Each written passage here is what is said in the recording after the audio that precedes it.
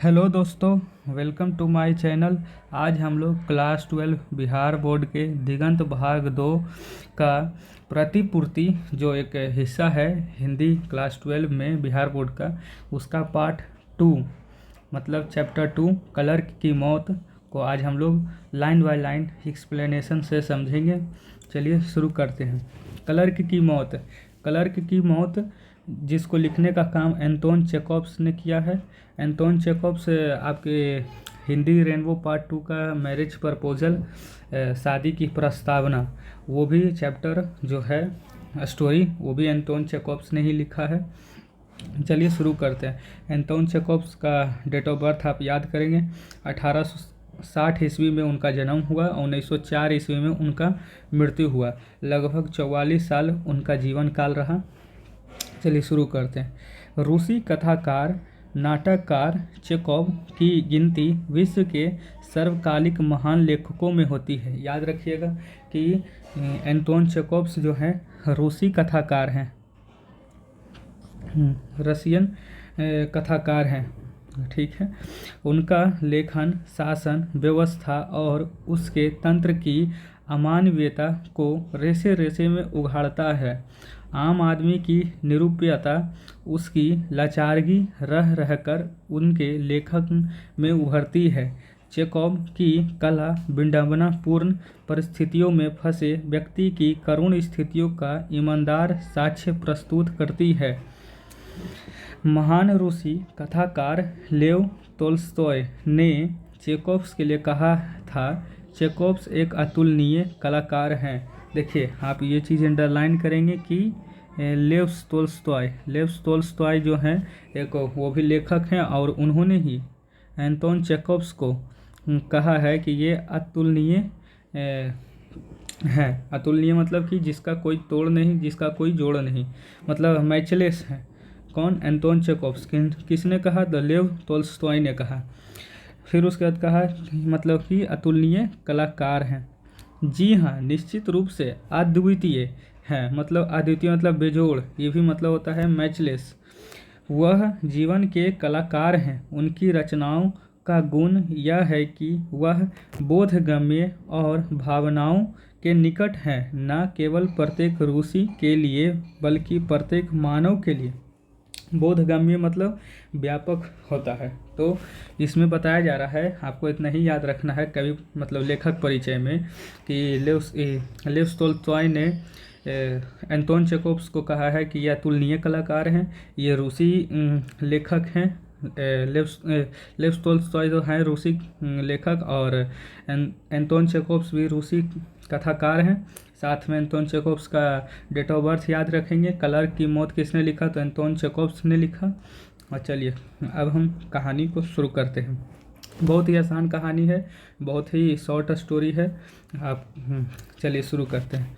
एक सुंदर रात को क्लर्क इवान चेकोव्स अव्वल दर्जे की दूसरी पंक्ति में बैठकर दूरबीन की मदद से लेक्लोचेस दी कॉर्नविल का आनंद ले रहे थे। मतलब एक तरह का गेम होता है जो रात में हो रहा था, और वहाँ ये जो चेकोव्स हैं वहाँ जाके अपने दूरबीन, मतलब वो एक होता है ना दूरबीन जिससे दूर की चीज़ को आसानी से देखा जा सकता है, उसका प्रयोग कर कर ये गेम को देख रहे थे।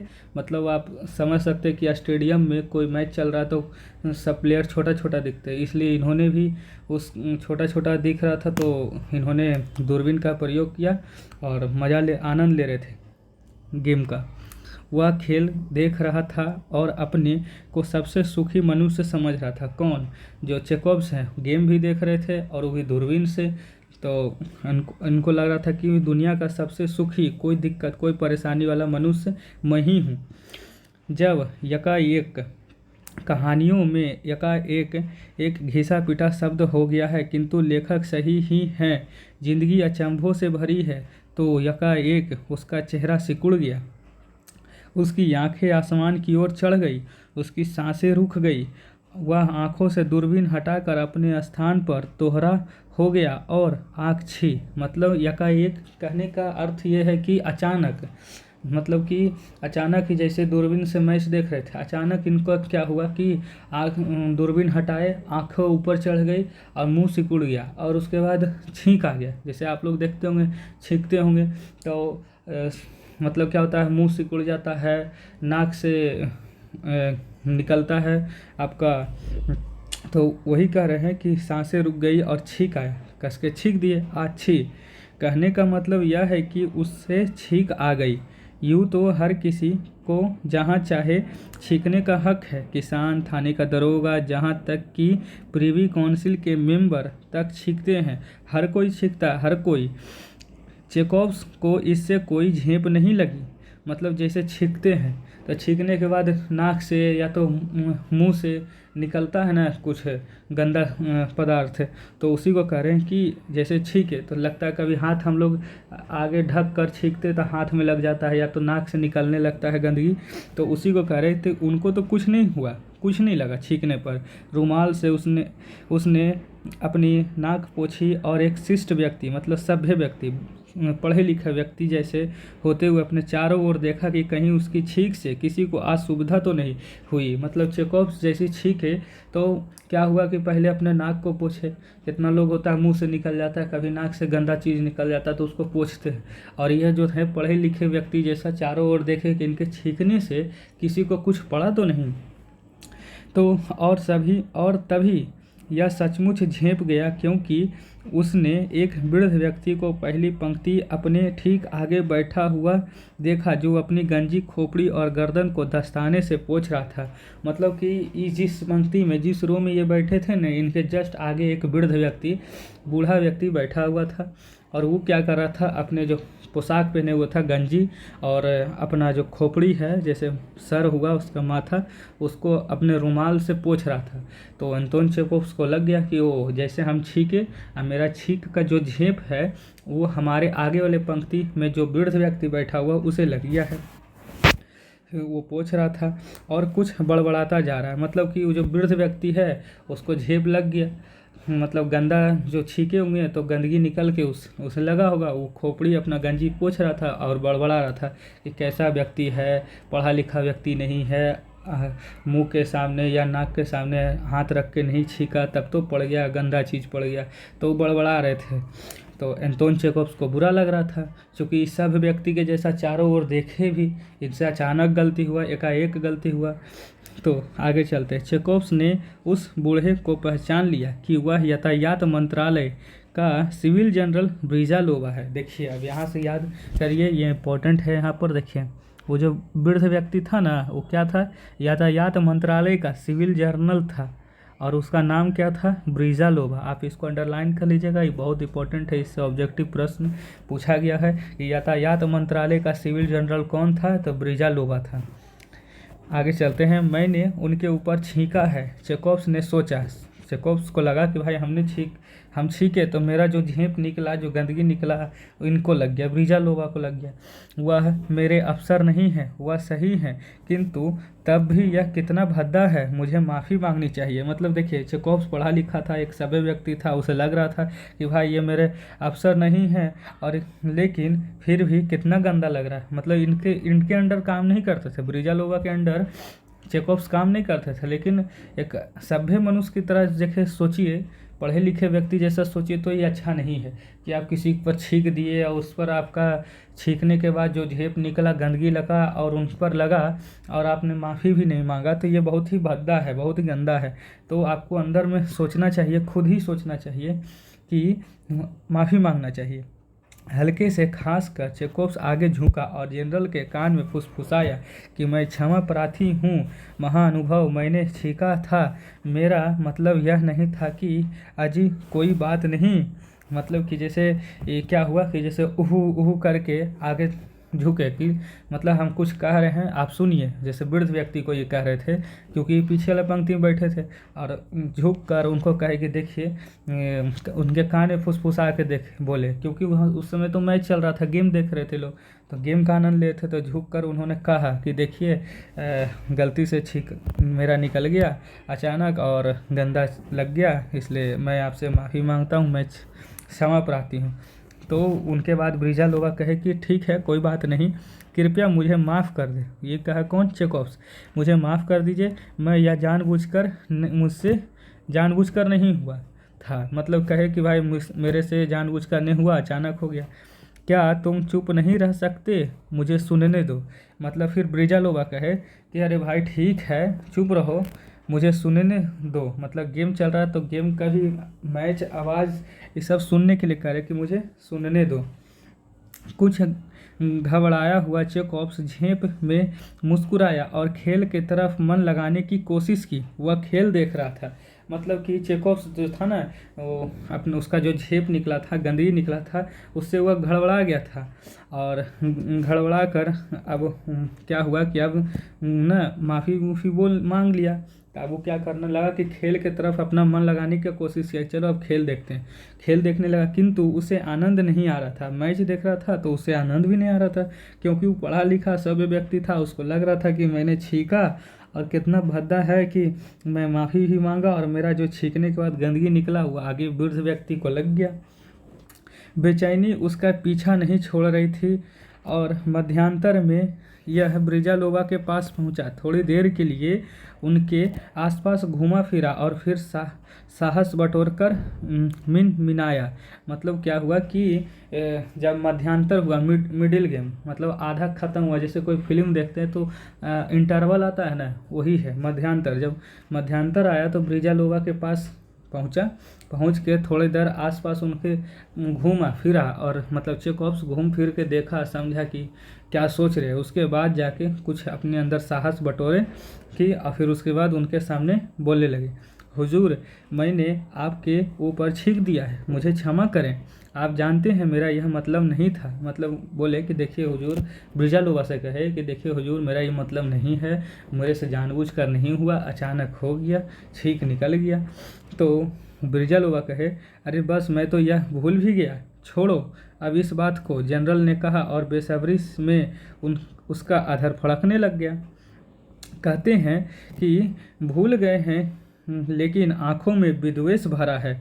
मतलब जब इंटरवल चला तो साहस बटोर के चेकोव्स बोलने गए ब्रिजालोवा को कि देखिए सर, गलती हो गया, मैं क्षमा प्रार्थी हूँ, मुझे माफ़ कर दीजिए। तो ब्रिजालोवा कहे कि छोड़ो भाई, मैं तो उस सब बात को भूल भी गया हूँ।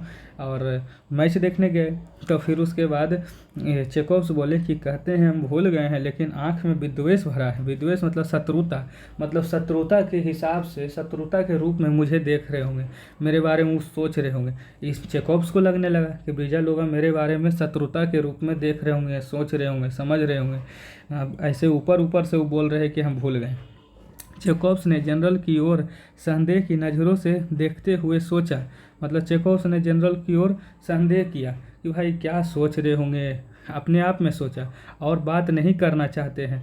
मतलब जैसे सोचा, सोचने के बाद बोले कि देखो बार बार हम बात करने जा रहे हैं, माफ़ी मांग रहे हैं, लेकिन हर बार में मुझे टरका दे रहे, कहते हैं कि मैं भूल गया हूँ, अब इस बात को छोड़ो, लेकिन आँख में विद्वेष भरा है, शत्रुता के रूप से मुझे वो देख रहे होंगे। ये सोचने लगा चेकोव्स, अपने मन में सब सोचने लगा। मुझे उन्हें अवश्य समझना चाहिए कि मेरा यह मतलब नहीं था कि यह एक स्वाभाविक चीज़ है, नहीं तो शायद यह सोच बैठे कि मैं उन पर थूकना चाहता था। अभी भले ही वह ऐसा ना सोचे लेकिन बाद में शायद सोचने लगेंगे।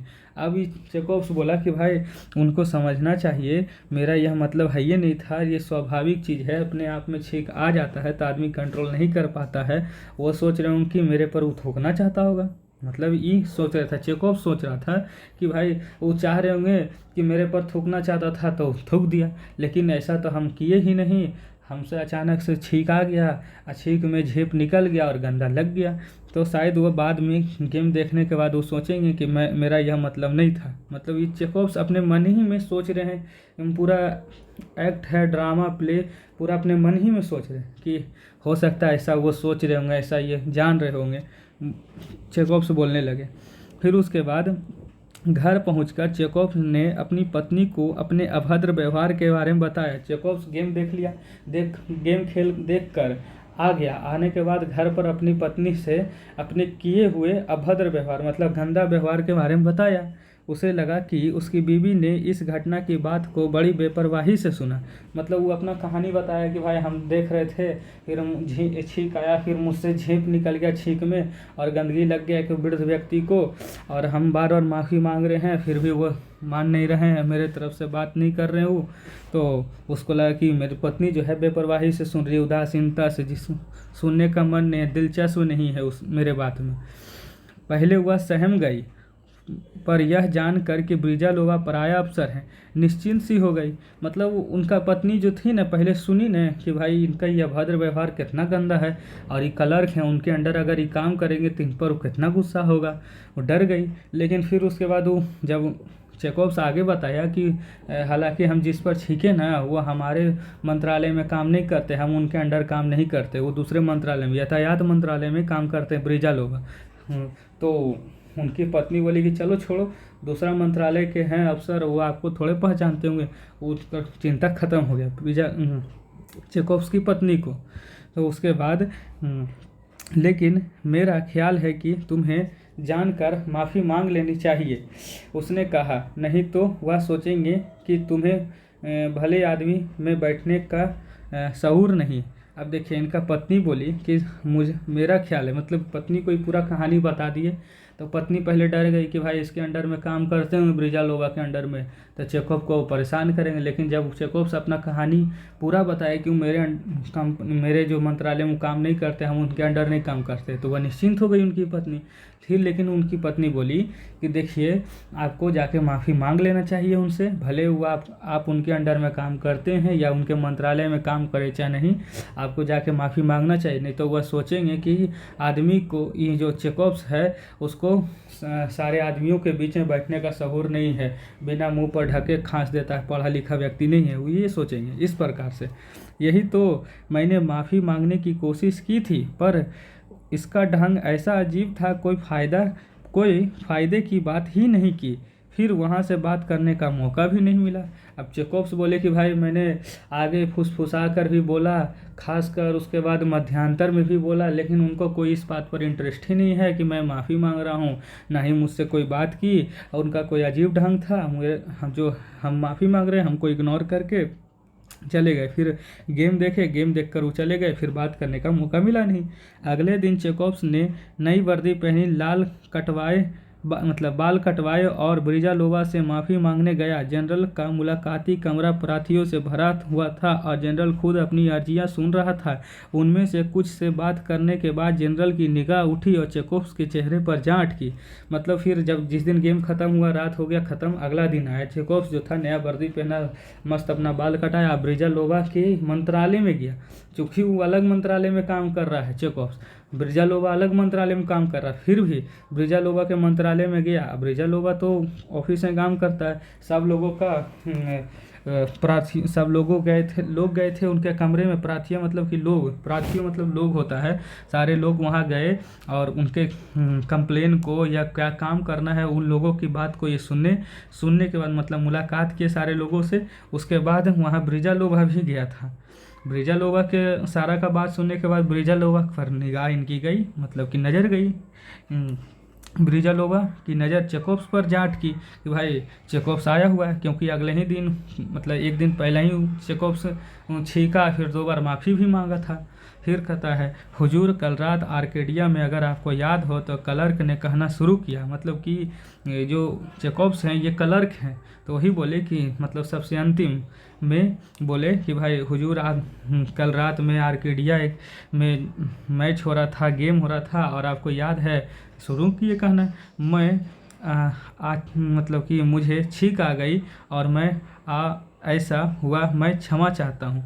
मतलब हड़बड़ा कर बोल रहे, क्योंकि एक ऊंचे ओहदे का इंसान है, जनरल ब्रिजालोवा वृद्ध व्यक्ति है, इनसे गलती हुई तो ये हड़बड़ा में बोल रहे हैं कि मुझसे छींक आ गया, मैं आपसे माफ़ी मांगता हूँ। तो फिर ब्रिजालोवा बोले, उफ क्या बकवास है, जनरल ने कहा और दूसरी आदमी की ओर मुड़ा।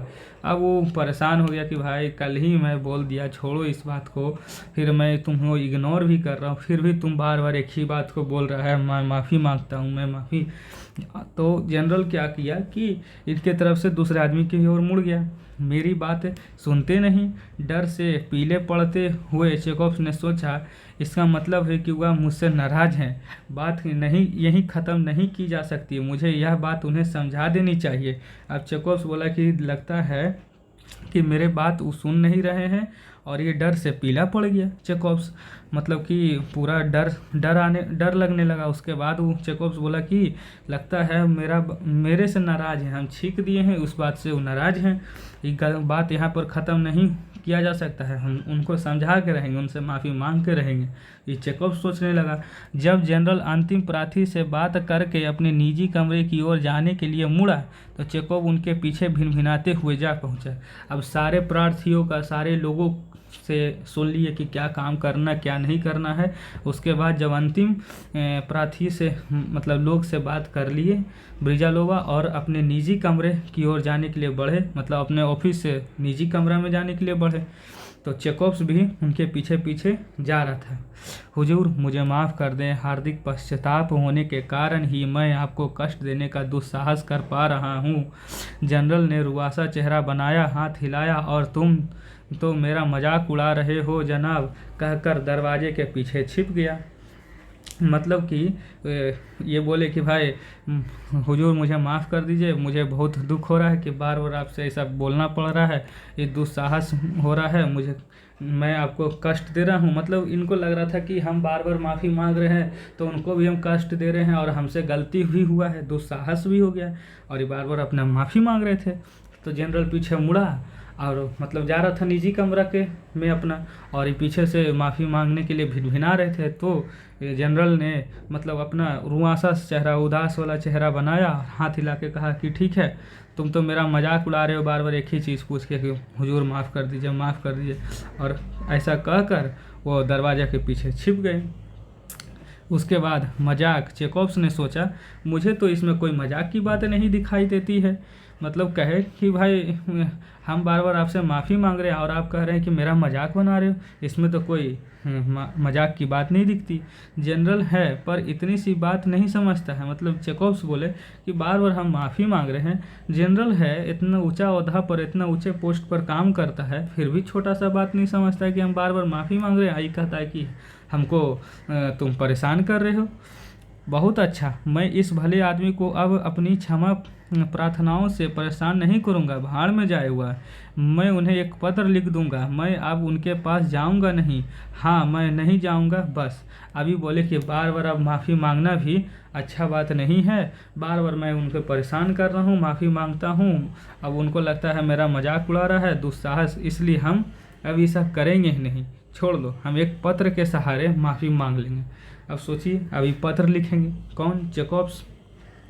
ऐसे ही विचारों में डूबा चेकॉप्स वापस घर पहुंचा और उसने पत्र नहीं लिखा। मतलब वो सोचते रहा, मतलब जब ऑफिस से निकला ना चेकॉप्स तो सोचते रहा कि भाई हम उनके ऑफिस में भी गए, फिर हम माफ़ी मांगे दोबारा, फिर वो अपना निजी कमरा में जा रहे थे तभी पीछे से हम माफ़ी मांगे तो वो कहे कि भाई तुम मेरा मजाक उड़ा रहे हो। इन्हें भी लग रहा था कि भाई हम बार बार माफ़ी मांग रहे हैं तो कष्ट उनको दे रहे हैं, और हम दुस्साहस भी उनके लिए किए।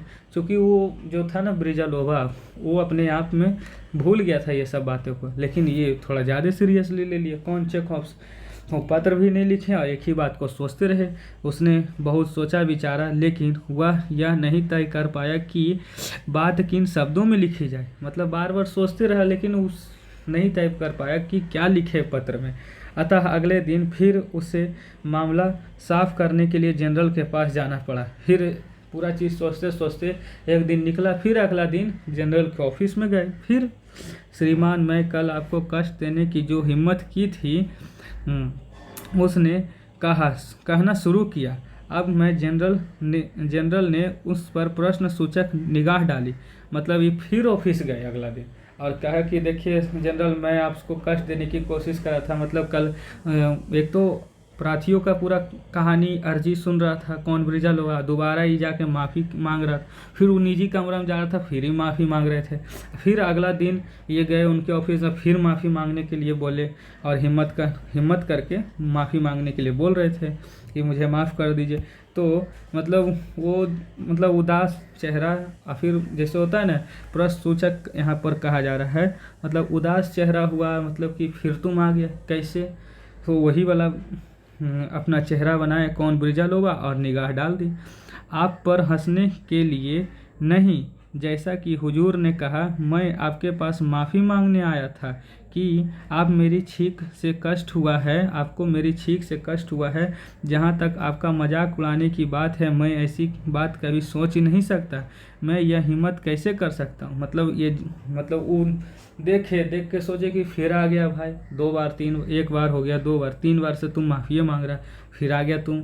उस पर हंसे, लेकिन हुजूर मतलब वो कहे कौन, चेकोव्स, कि हुजूर मेरा यह मानना नहीं है कि मैं छींक कर आपको कष्ट देना चाहूँ, दुस्साहस करूँ, आपका मजाक उड़ाऊँ, ये मेरा मानना नहीं था।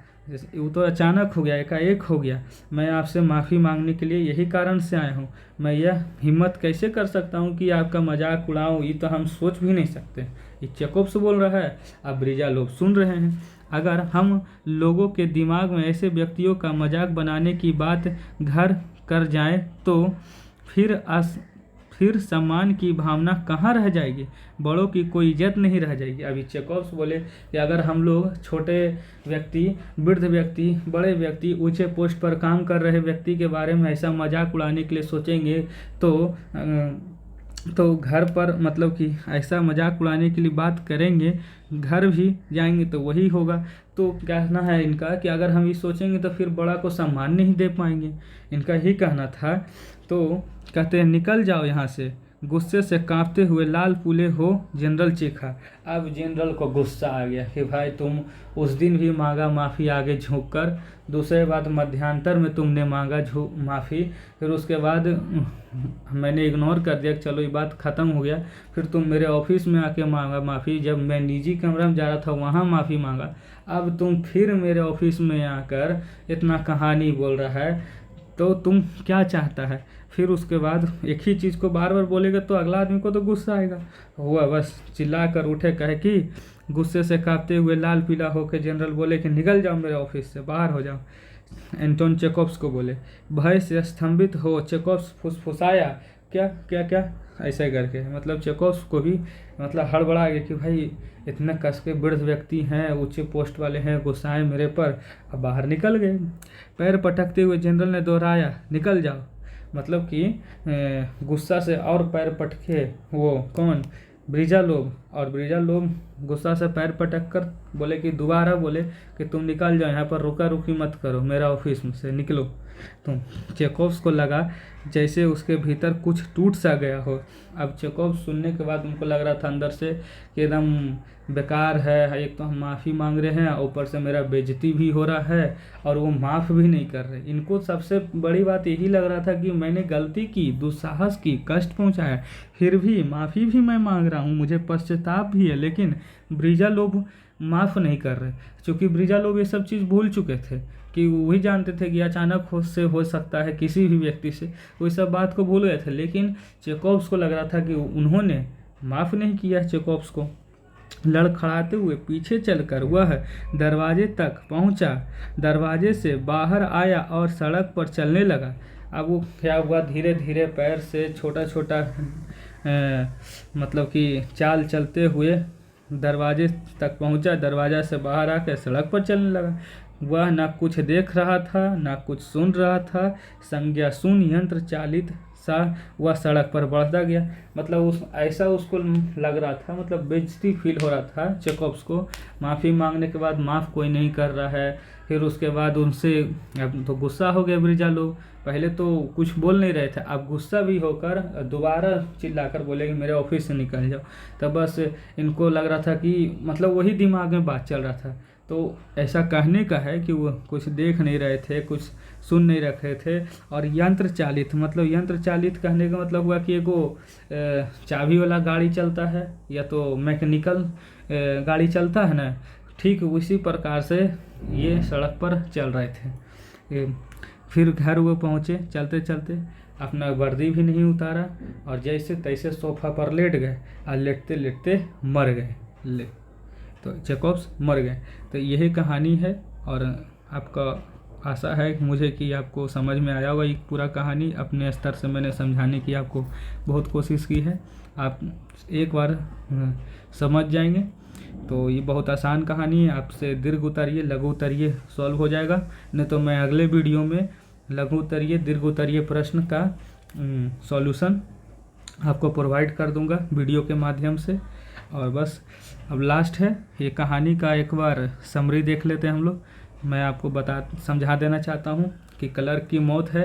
क्लर्क की मौत को किसने लिखा, तो आपको बस जिन जिन बातों को मैं कह रहा हूँ समरी के रूप में, आप बस उन बातों को याद रखिए। क्लर्क की मौत प्रतिपूर्ति में आता है, चैप्टर 2 है। इसको किसने लिखने का प्रयास किया है, तो एंटोन चेकॉव्स ने। ये रूसी कथाकार हैं। लेव टॉल्स्टॉय ने कहा है कि अतुलनीय कलाकार हैं लेव टॉल्स्टॉय ने। बस और यहाँ पर कुछ नहीं आपको याद करना है। फिर उसके बाद याद रखना है कि ब्रिजालोव जो थे यातायात मंत्रालय में वह सिविल जनरल थे ब्रिजालोव। बस आपको इतना याद रखना है। अब आपको पूरा समरी मैं बता देता हूँ। ये गेम देख रहे थे, गेम देखते हुए इनको छींक आ गया अचानक कि इनको चेकॉप्स को, कहानी में 2 ही पात्र हैं, एक मुख्य जो है ना 2 ही पात्र है, एक चेकॉप्स हैं एक ब्रिजालोव हैं। एक उनकी पत्नी भी है लेकिन उनका उतना योगदान नहीं है इस कहानी में। मुख्य 2 पात्र हैं, एक चेकॉप्स हैं और एक हैं कौन, आपका ब्रिजालोव। बस तो यही है कहानी का समरी, सारांश यही है कि बस ये गेम देख रहे थे, पीछे के पंक्ति में थे, इनको अचानक छींक आ गया, ये छींक दिए। छींकने के बाद क्या हुआ कि उनके छींकने से जो झेप निकला, गंदा पदार्थ निकला, वो जाके ब्रिजालोव को लग गया। वो अपना सिर, गंजी, खोपड़ी सब पोंछने लगे। बस इनको इस बात का दुख हुआ, इन्होंने माफ़ी मांगा आगे झुककर, चूँकि आगे वाला पंक्ति में बैठे हुए थे ब्रिजालोव। माफ़ी मांगा, उनके बाद ही माफ़ कर दिए। वो तो माफ़ कर दिए थे, वो भूल गए ब्रिजालोव। फिर उसके बाद मध्यांतर हुआ, मध्यांतर में भी इन्होंने जाके माफ़ी मांगा चेकॉप्स ने। फिर उसके बाद वो सब बात को भूल गए। फिर ये आए अपने पत्नी को बताए, पत्नी भी डर गई, लेकिन फिर उसके बाद जान गई इनकी पत्नी कि ये उनके मंत्रालय में काम करते नहीं है चेकॉप्स, तो वो निश्चिंत हो गई और कहीं माफ़ी मांगने के लिए उनके पत्नी भी। अब चेकॉप्स उनके ऑफिस भी गए माफ़ी मांगने। फिर उसके बाद वो जब निजी कमरा में जा रहे थे ब्रिजालोव तब भी माफ़ी मांगा। फिर उसके बाद अगले दिन फिर माफ़ी मांगा, क्योंकि चेकॉप्स को ऐसा लग रहा था कि मैंने गलती किया है और बार बार माफ़ी मांगने के लिए जा रहा हूँ तो उनको कष्ट पहुँच रहा है और मैंने दुस्साहस किया है, तो उनको लग रहा हो कि मैंने उस पर थूक दिया है या मुझे बैठने का शऊर नहीं है लोगों में। ब्रिजालोव को ऐसा लग रहा होगा, तो इसलिए चेकॉप्स बार बार माफ़ी मांग रहे थे। फिर उसके बाद अगले दिन ही जाते हैं तो फिर ब्रिजालोव गुस्सा हो जाते हैं, लाल पीले गुस्से में होकर पैर पटक कर ऑफिस से निकल जाने कहते हैं। इसी बात का दुख होता है किनको, चेकॉप्स को, और ठेस पहुंचता है इनके दिल को। बस ये सोचते सोचते इनका निधन हो जाता है। ना ही पत्र के माध्यम से माफ़ी मांग पाए, नहीं। इसलिए कहते हैं कि ज़्यादा आदमी को सोचना नहीं चाहिए, अगर ये बात को वहीं पर भूल जाते तो नहीं होता। Thanks for watching.